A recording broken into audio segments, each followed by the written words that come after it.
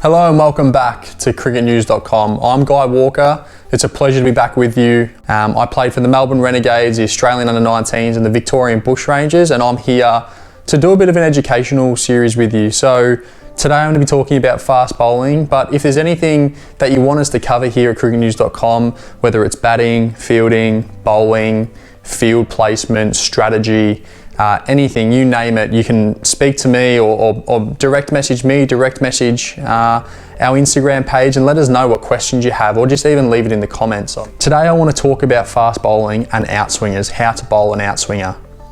We've seen how important it is in T20 cricket. A lot of the fast bowlers go for a lot of runs, and the ones that go for a lot of runs, they're the ones that normally don't have a lot of skills around swinging them both ways or slow balls or whatever, and they just bowl fast. Whereas if you look at a Bhuvneshwar Kumar, who bowls outswinger, in-swinger, and bowls a lot of change-ups, the batter's always guessing. He doesn't bowl fast, but geez, how skillful is Bhuvi? He's amazing. So another fast bowler that I want to talk about, Deepak Chahar.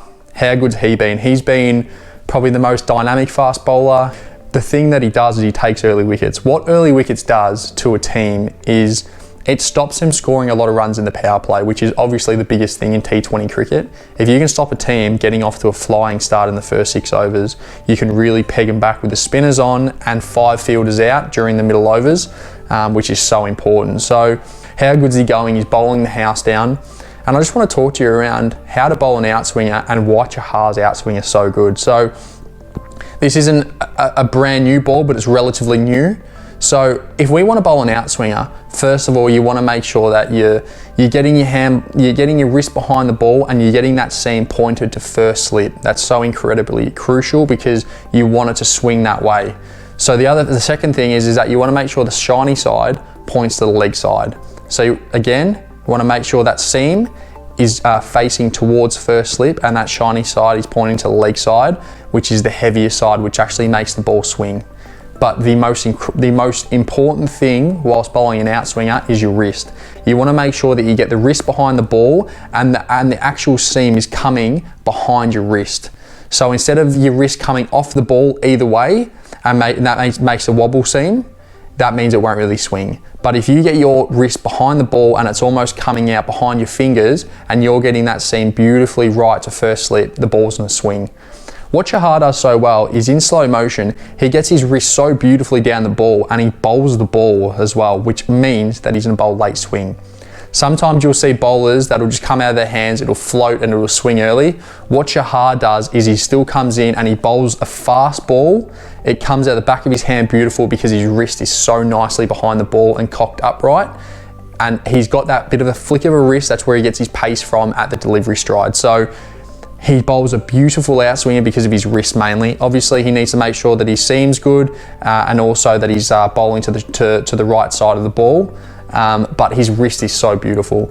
And I want to cover as well is why Bhuvneshwar is so good as well, is that he'll bowl an outswinger, but then what he'll do is he'll come a little bit wider, he'll make his seam towards towards fine leg, and he'll have the shiny side on the opposite side to bowl an in-swinger. And what Bhuvneshwar does so well is he'll go outswinger behind the wrist, and then what he does for his in-swingers is he just tilts his wrist and he gets behind the ball and he almost undercuts the back of the ball to bowl an in-swinger. So he's got the outswinger, he's got the in-swinger.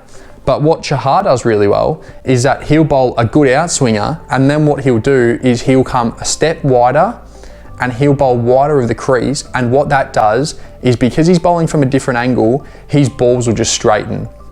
So you won't see Chahar's balls every single time bowling a bigger way swinger because the batter will get used to it and think he's just going to keep bowling outswinger. So what Chahar does so well is he'll bowl from a little bit wider of the crease, he'll bowl with the same seam, but because the angle is a little bit further away, the ball will just straighten a little bit and it won't swing as much. So the batter's got two things to think about. Is he bowling an outswinger or is he going to bowl one that straightens? That covers a little bit of how to bowl an outswinger. If you've got any questions or you want any more in-depth knowledge around it, or how to bowl an in-swinger, how to bowl different change-ups, then let us know. Or if you want to know about batting, fielding, strategy, like I said, we're here to help. I'm here to do these educational videos. So if you've got anything, comment below and let us know what you want to know about. And What is your favourite moment of the IPL so far? Mine definitely is Chahar's ball to Agarwal, first over of the game, outswing a top of off stump. How good was that? What's yours?